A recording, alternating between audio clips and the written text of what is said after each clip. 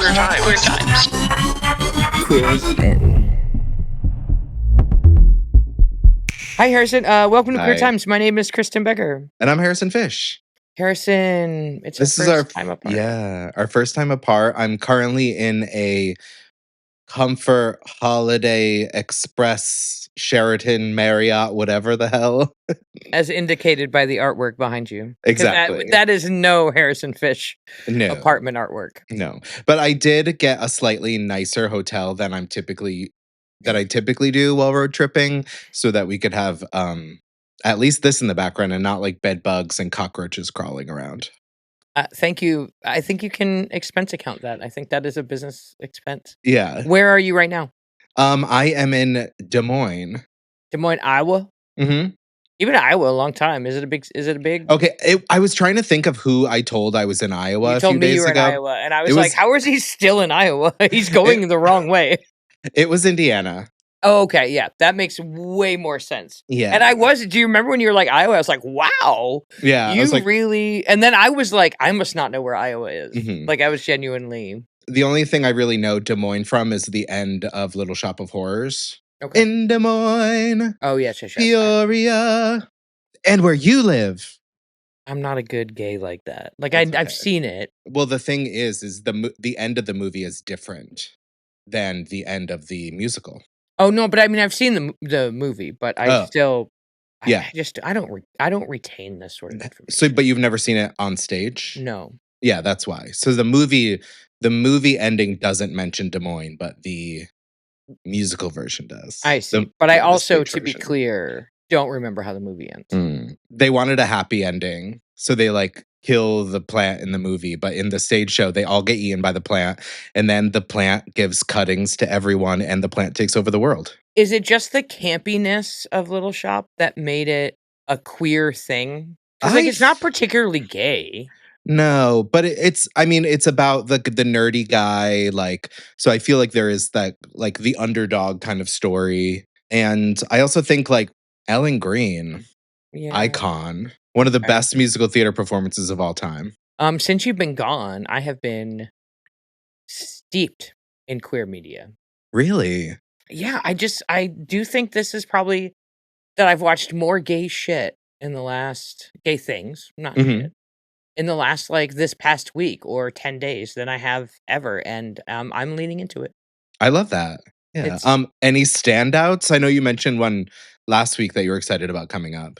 Oh, Slayers. Okay. Have you had a chance? Did you get to? I did. Did you? I'm so excited. And for those of you who don't know, Slayers Wheel of Fate is if Traitors went gay and extra campy, right? Like extra campy. Really leaned into it in a way that I didn't expect animation. Yeah, they were like, what if there was a fantasy element to this? Yeah. No, it's totally bonkers. Did you enjoy it? Is the question. I did. I love how everyone is just like so committed. I love Tiffany Pollard, and I never thought she would be so down for anything. Like she really commits. Yeah.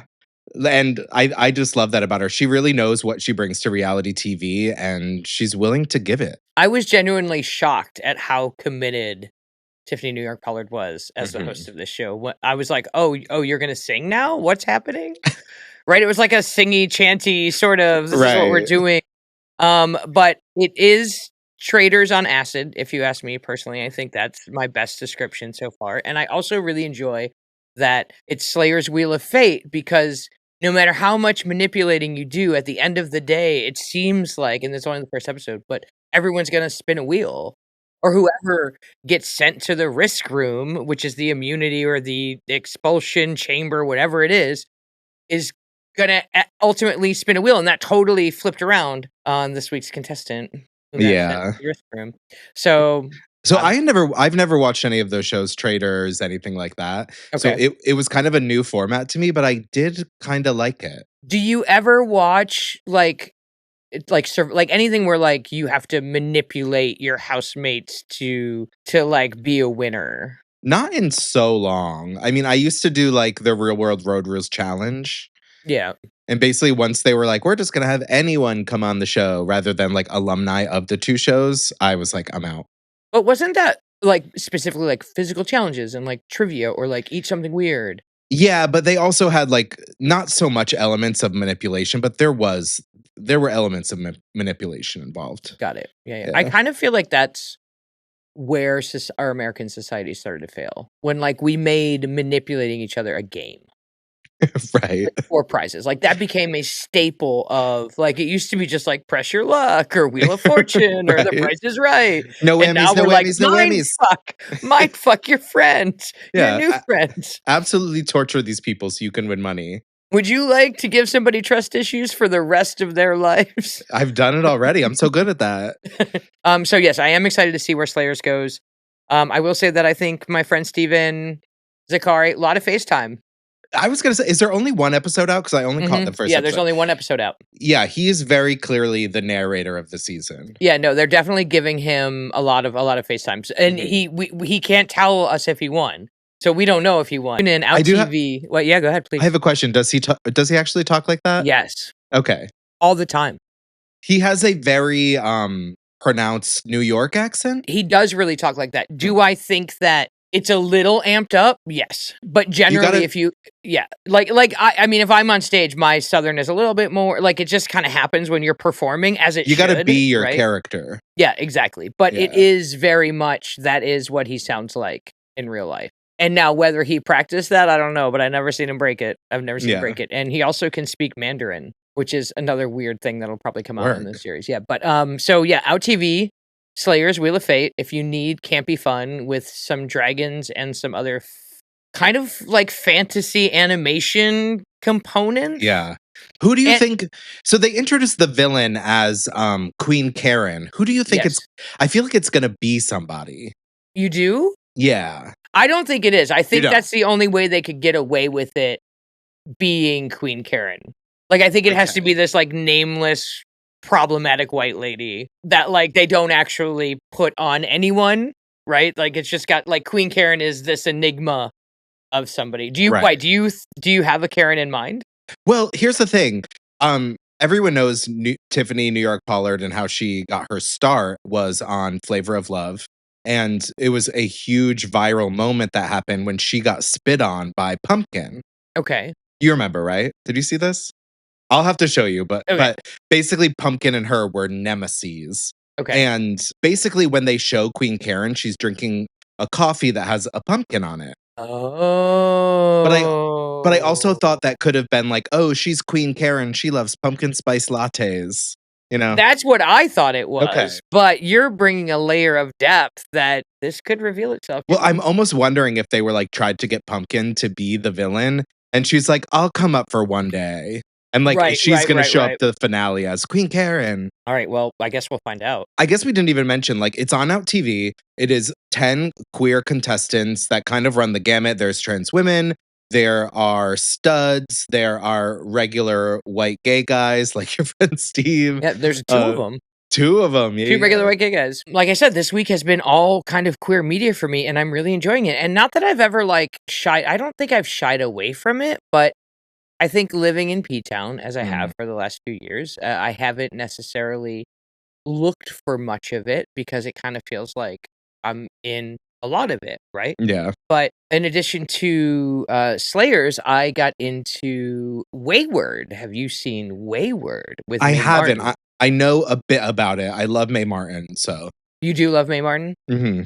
So they wrote a thriller with some funny parts about kind of like the troubled teen industry, right? And it was inspired by one of their friends growing up, a teenage friend growing up who was sent to one of those clearly problematic, what was it? Scared Straight, I think was what one of them was. Mm-hmm. What stuck out to me is, Mae Martin plays, and Mae Martin identifies as non-binary and he, they pronouns and is playing a male cop in this named Alex in this program, and their transness is just like never discussed.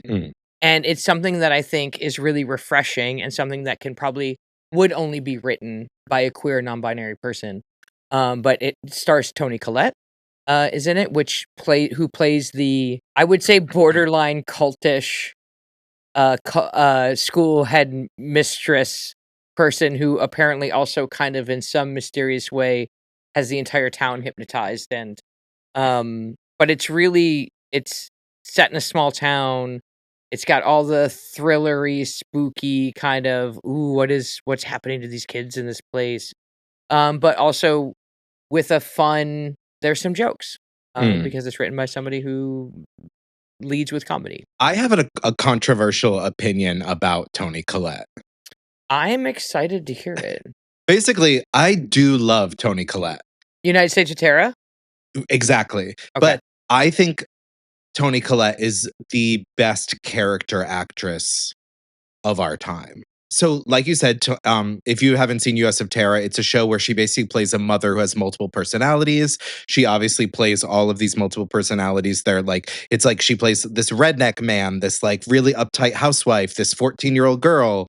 And I think she's an amazing actress when she does these characters. But I feel like when she plays a regular person, she plays it as a character. I She's mean, like, "Oh, I'm just a regular person," and I never find it believable. well, good news. She's not really playing a regular person here. Perfect. You know what I mean? Like she's Mhm. definitely the character is a little high camp. I think in that like I am the culty headmistress and everything about Wayward is a little amped up. It's just a little over the top. Mm. Everything about it. Which I think makes it again Yeah. fun and I'm gay. sure I can get into it then. I think you could. I think you could. I don't normally do thrillers of any kind, but I've known May for years and years. Not like we were in the Toronto comedy scene around the same time, Mm. and so we were on shows together and stuff. And so I love their work, and I love they had kind of gone to Europe first. They went to England and was kind of fucked off and got pretty well known over there before they even came to the States, I think, and really dove into it. Oh, cool. But so I love to follow their work, and I think it's interesting to see somebody go from comedy at the forefront, and even their show Feel Good was comedic with a pretty dramatic arc, Mm. right? But this is very much drama thriller with some. Was that a really good joke someone just made? Like every now and again, it's like an Right. extra funny, scary movie, right? Yeah. I mean, if any of our listeners would recommend any sort of queer-centered shows, please let us know. I pretty much only try to watch shows that are either centered around queer people or involve queer people, or at least have a really good queer character that feels real and is there for a real reason, rather than just be like, we wanted a queer person. So please let us know if you would recommend anything. Well, there was one other thing. What did I? Boots? Boots. Are you watching that? I'm watching that. Okay. Are you watching that? I'm not. I This did just finish The Hunting Wives, which I don't know if it was great queer representation, but it was definitely representation of people that I think are real. That's been my thought on Hunting Wives. When people are like, "Oh my god, that's crazy." I'm like, "No, I know those people. Those Look at the people people definitely from exist." what's that couple in Florida who were like ahead of like a parents And they had against. a threesome with the pool boy? Yeah, which I'm like hot, but Did you watch the doc on that? What was it? no. Was the Uh, pool boy hot? yeah. Mm. It was on Hulu maybe? Mhm. Something of Faith. I don't know if it's like Okay. Blinded by I don't know, it's something by Faith. But they did make a pretty great doc about the evangelical Christian pastor and his wife who ended up in a throuple basically with the With pool like a boy. 19-year-old boy. With like a 19-year-old boy. And I forget who started, if the husband or the wife started it. And that's the thing where Speaking of the cuck chair, Wait, is that your thing? Would you ever I'm not into groups. Well, it's not really a group, it's more of an audience. An audience I could do. You know what I mean? Like, if someone was like, "I want you to fuck my husband," or would you be like, Yeah. Oh, "Alright." yeah. Yeah. But would you ever be like, "I wanna watch you fuck my husband?" No. No, no, no, no, no. No, like, if that's your thing, great. It's just not my thing. I dated somebody, I won't give any specifics, but I did date somebody who was really into just, like, masturbating on camera Mm. for people. and I didn't care. Like, whatever. Like, Yeah, go for it. if that's your thing. Can I watch? Yeah, great. You know, like, Like, you can we open figure the out a way to office door monetize and this? like, yeah, I'm like, all right, yeah, I mean, I'll watch for a minute. If they're watching, I'm gonna watch. Right. Totally. Recognizing now that probably could have made money doing that. Mhm. Shouldn't have been just giving it away, but whatever. Yeah, so Boots. It's set in the early 90s, and it's about a young gay guy who goes to the military to try and, like, not be gay? As a vehicle for self-discovery, Mm. as an artistic vehicle for self-discovery, I think, right? Because I'm only a couple episodes in. But as I was watching it, I did think of you because it definitely feels like there's a lot of hot men with butts, right? Like Work. it's basic training. Hell yeah. And for the first time ever since I've known it, you have representation of one of those men actually sexualizing everybody in the locker room. Totally. Whereas every other military, Full Metal Jacket platoon, like it's all homoerotic, but no one talks about it. Right. Right? It's all just like dudes being dudes. Cute. I'm not convinced that it's the best script, but again, I'm only like one season in, but it is somebody who joins the Marines specifically in an attempt to change their life because they'd been bullied their whole lives and they want to be stronger, whatever. And then they get into the Marines and realize it might not be for them, but then they seem to be sticking it out, and that's where I'm at so far. I'll keep you Because of the posted. butts. I think the butts didn't hurt. I think the showers didn't hurt. But really cool to see in a time when we're clearly under attack from a legislative perspective and our rights are being taken away. There is a lot of art happening on mainstream I mean, I guess OutTV is not exactly a mainstream platform, but it's not it's a respectable channel. It's been around for years, right? Mhm. On Netflix. Seeing this sort of representation in a way that is not tokenized and in a way that is queer people writing and creating projects about their lives and their stories being elevated. Probably some straight people watching before they realize what's happening, Right. And probably some straight people watching that wanna know, but there'll also be some that'll sneak in. Some self-discovery of their own. Some self-discovery of their own. I had we have it's Women's Week this week. Oh, right, yeah. And so we're doing all the lesbian things. We're doing a Foxy, we're doing a Star-Crossed, I was on a panel today, a lesbian panel, as we do, Ooh. you know? Who are the other lesbians on said panel? Poppy Champlin was on it. Mhm. Jeanette de Beauvoir, Mhm. not a lesbian. I don't know, maybe lesbian. I don't know. I don't know everybody's sexuality. And a woman named Lenny, I believe, and a woman named Carolina.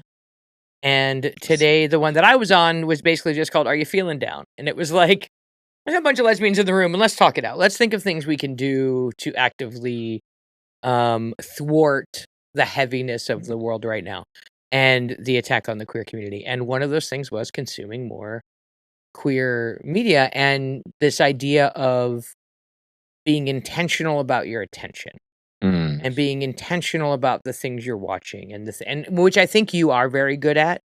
I am not very good at that. No. I don't know. Yeah, I don't think about it too much, right? I mean, I'm intentional that the Bills game is on in an hour and a half, and I need to go watch it. But Right. outside of that, and I'm intentional about like, oh, I want to go see my friend's shows. But like the media, the digital media that I'm consuming, I'm not particularly intentional. I have not been particularly intentional about queer stories. I do lean a little bit more like a straight dude in that way, where like it's a lot of sports and like true crime docs. I don't know, like. I love true crime. I mean, Do as you? I've been road tripping, the one of the only podcasts I listen to when I road trip is My Favorite Murder, which is Mhm. Karen Kilgariff and Georgia Hardstark. So Georgia Hardstark, Karen Kilgariff, they do a podcast called My Favorite Murder, which is basically each episode they tell each other about a true crime story. And it's great because they're really funny. They keep it really lighthearted, but also at the same time make sure to kind of guide people in how they should feel about it or the things they should take away from it. But it's a lot of fun. I love true crime. I was obsessed with it growing up. Hmm. Like, I thought I was gonna be a psychiatrist. Like, I was one of those people that was like, "I just wanna understand what makes them do it." Right? Like, I read all the books, was into Mhm. all of it, but that is generally my point being, I also went to a National Coming Out Day fundraiser for The Advocate, and it was a garden party here in P-Town.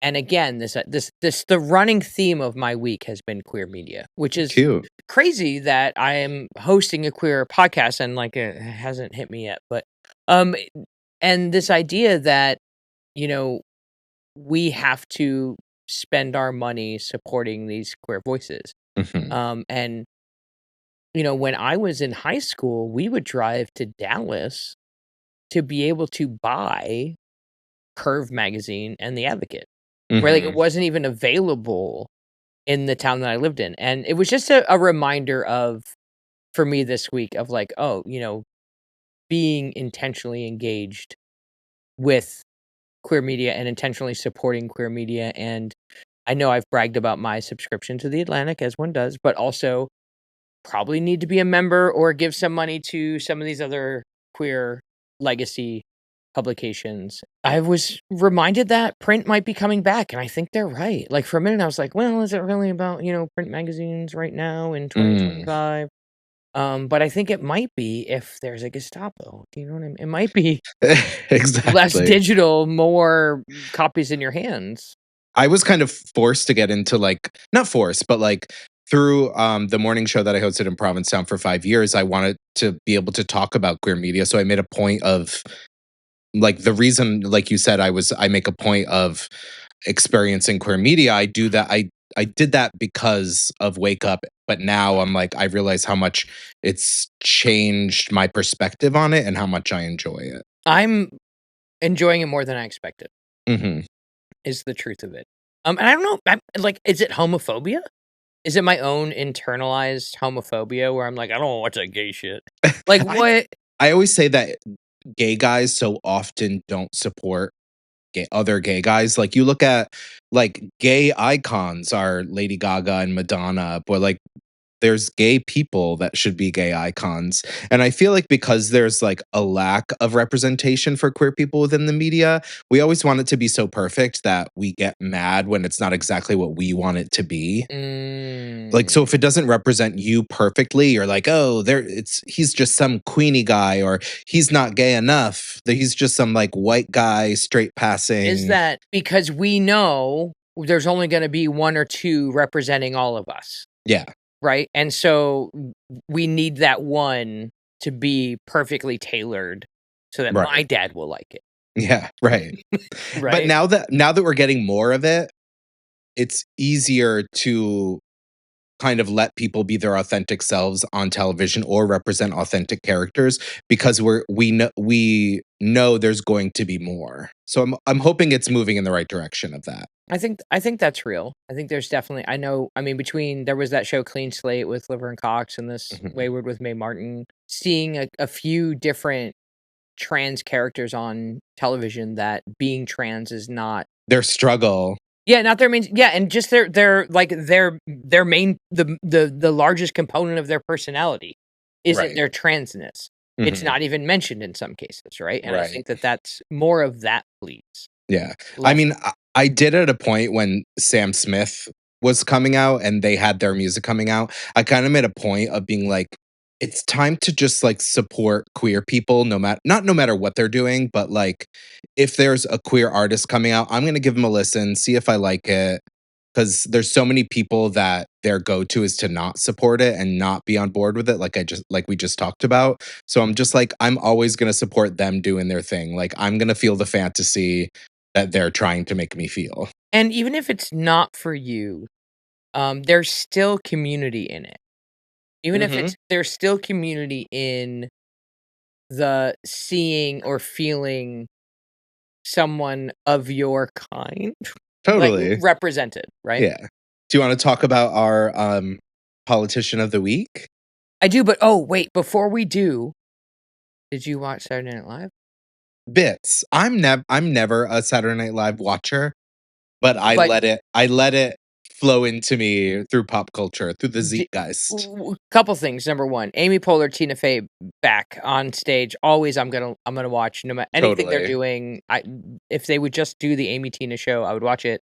Mm-hmm. If you remember, I know it was a long time ago. You've been driving cross country since then, but last week on this very podcast, we talked about Taylor Swift Mm-hmm. and Charlie XCX. Yeah. And was Taylor dissing Charlie? Mm-hmm. And you thought maybe Taylor was, but that Charlie was not. Mm-hmm. Right? Did you hear about Charlie on SNL? I did, but I don't understand. Okay. I did a little research. The band Role Model, or guy, I don't know, Role Model, musical guest, has a song called Sally. And when I heard that, do you remember? Nah, I won't do it. But there was a song in like beginning rap, late 80s, maybe early 90s. Sally. Ooh, that girl. Sally. Okay, anyway. No, I know. Ride, Sally, ride. No, That's all Mustang. I know. That's Mustang Sally. Mustang Sally, yeah. Yeah. Well, anyway, this musical guest, Sally has wine. I don't know the song. Fucking, I don't know it. But the gimmick has been whenever this musical guest has been on the road, Sally comes out, and it's been different celebrities. Oh, cool. Okay, so in this song, whoever Sally is represented, and it became this thing. And I don't know how it started, but the Sally on Saturday Night Live was Charlie XCX. Yeah, I saw. Did you see that she was wearing a Kansas City t-shirt? Yes. So that's where people believe the drama lies. But that is the story is that was Charlie clapping back at Taylor in some way. The song Sally is just about like kind of liking someone who's out of your league a little. It's about obsessing over a girl named Sally, someone who's charismatic, magnetic, maybe a little mysterious, and wanting to be a part of her world. So the only thing that could like relate back to Taylor is that she was wearing a Kansas City shirt. I don't think that's the only part. Maybe Charlie as Sally means that Charlie no longer feels intimidated by Taylor when she's in the room. Maybe it means that she's the cool kid now. But why was she wearing a Kansas City shirt? To make people talk, to make us talk. Exactly. Correct. And we are. And here we are. And I thought maybe you would have been excited about that. No, I don't know. I mean, and you don't give two shits. Well, I guess I just don't. You've changed since you've left Harrison. I don't want them to fight. Is it a real fight, though? I don't think so. And that might be what Charlie is kind of referencing, is that it's not real. And maybe even her and Taylor are laughing about all this on the other side. And maybe she borrowed that t-shirt from Taylor. Yeah, maybe they're just like, yeah, let's get back in the, like, this is all just making us more money when people are talking about us. So who knows? But yeah, I do. You had mentioned political candidate. I like this guy. The guy. Me too. I enjoy this. A straight white man, though. Yeah. So I want to talk about a gentleman named Graham Plattner. He is from a small coastal town in Maine, and he has announced that he is going to be running for Susan Collins' Senate seat. Susan Collins has always been a very contentious person. She is a Republican. Flip-flopper. Yeah, she is a Republican, but she always says that she's a moderate. But obviously there have been things that she's done in her political career that make me kind of feel like she's not a moderate. She votes in line with Trump and Trump supporters 70% of the time. She did vote yes to confirm Brett Kavanaugh as well as Amy Coney Barrett, who are both extremely far right Supreme Court justices. And people always say that her seat is like the one to get. Basically, when Democrats look at Senate seats and which ones that they might be able to pick up, they're always Susan Collins' Maine seat is top of the list. So we now have this gentleman. His name is Graham Plattner, who has announced that he's going to be running for it. He represents a kind of very blue collar, local, local politician, hardworking, kind of very relatable guy. He's comes from a working class and rural background, and he operates his own oyster farm, Waukee Neck Oyster Company. He's also served as harbor master and is on the planning board in his local town, which that's like, I know it might seem small, but local politics is really where most of the things get done that actually affect you and other people. He's also a military veteran. He served in the Marine Corps as well as the Army National Guard. But, like, not just the Marine Corps, like, went to Iraq. Yeah, he served Like, was deployed. Yeah, active duty in Iraq as well as Afghanistan. He has a very progressive kind of left-leaning platform, universal health care, Medicare for all, affordable housing, and addressing the cost of living pressures. He wants to reform how money is involved in politics. Obviously, he is a strong supporter of veterans issues because he has talked very openly about the issues he's had since serving in the military, specifically post-traumatic stress disorder. He also kind of supports common sense gun laws. Like, he supports the red flag laws, which is basically like not letting people that we know shouldn't have guns, you know? Even if you don't and can't and won't ever vote in Maine, go listen to this guy talk. Did you play his like trailer, his campaign video? Yeah, I watched his campaign video kind of right as he released it. He announced in August, so he's kind of been on my radar for quite some time now. Well, he's kind of back in the news right now, and it is a topic that I'm very passionate about. What's that? He announced in early August that he was running. He is now having these enormous meetings, gatherings of his supporters. People are really excited about him. He raised $400,000 in just the first few days after announcing back in August. Wow. He has a huge volunteer response. His campaign launch video that you're talking about had like millions of listens and watches within the first like week or two. But one of the things he's very vocal about is keeping money out of politics, and as well as class disparity and things like that. He had a quote that he said a few days ago that really just spoke to me, and I've seen it circulating a lot. He says, we shouldn't be getting crumbs while billionaires eat the cookie that we baked. Wow. I like that a lot. Totally. But a few days ago, it was announced that there was someone else entering the race. A Democrat? A Democrat. So he's basically the person who typically runs as the Democrat for the Senate seat announced that they weren't running.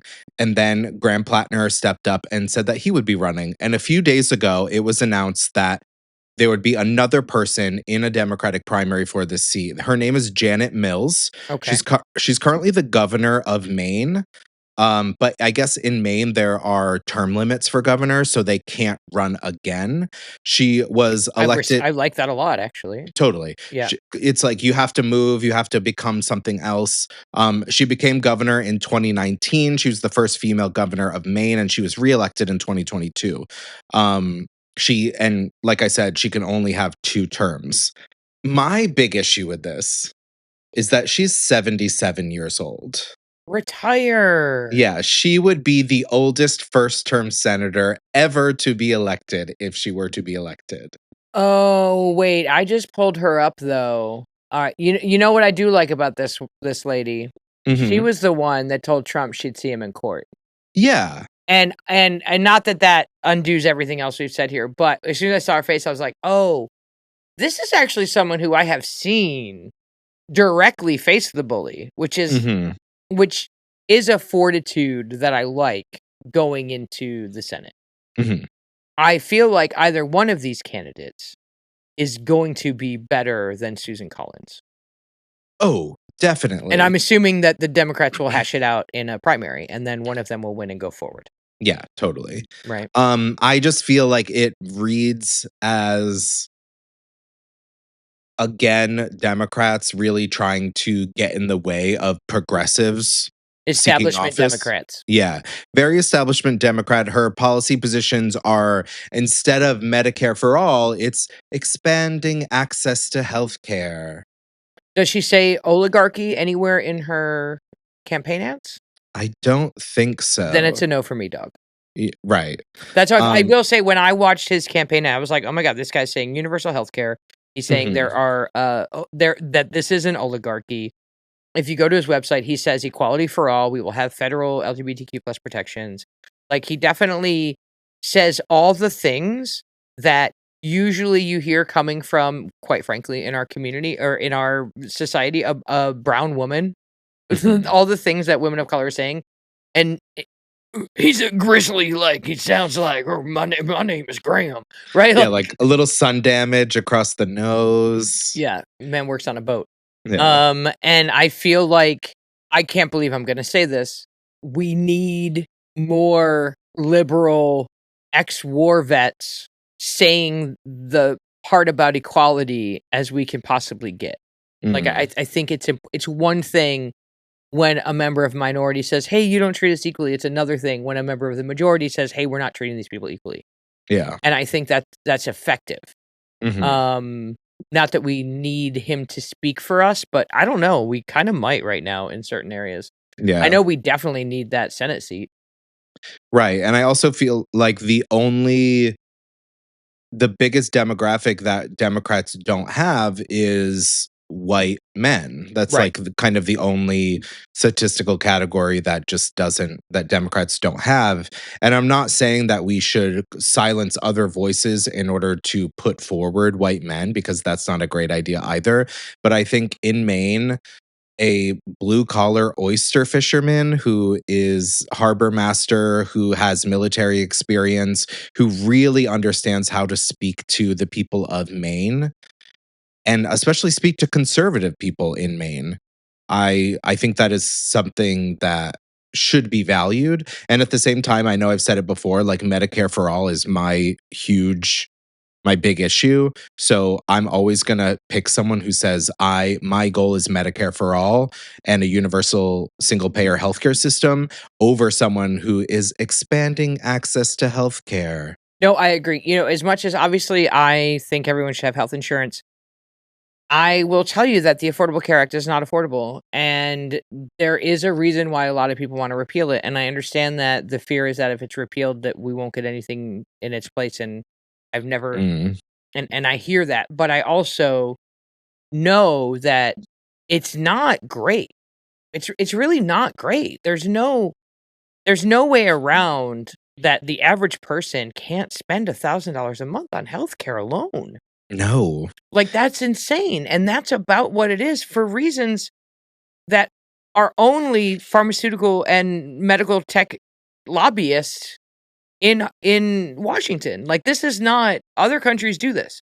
So, yes, I agree with you. I want to see healthcare for everybody, and I want to see it in a way that makes sense and maybe is not just, "Let's expand this," This right? broken thing that we already have. And Exactly. I mean, look at the situation we're in right now. The government is currently shut down because they couldn't agree on a funding bill. And the biggest sticking point for Democrats not signing this funding bill is a part of this funding bill that is going to make people's insurance premiums increase by in some places 75%. And like you're saying, people already can't afford their health insurance and it's just going to get worse. So I feel like we need a system in place that isn't at the whim of whatever party is in place at that moment. Fingers crossed, Harrison. We're gonna figure out this, Eastern Pacific Standard Time thing. We did have some issues Yeah, today. I was really, like, so confused. When you were like, "I'm set up," I'm like, "Fuck, I'm not even there." Um, alright, well, I'm gonna And go I'll see eventually have a cuter setup than this holiday Sheraton Courtyard Express, you're whatever I'm at. you're a traveling man, and we Yeah. love that. We Yeah. love that about you. You're a man Yeah. about the world. Well, I'll have my very own cuck chair to sit in. it was good to see you, It was good to see you too. and, if you're listening to this, like, subscribe, tell your friends.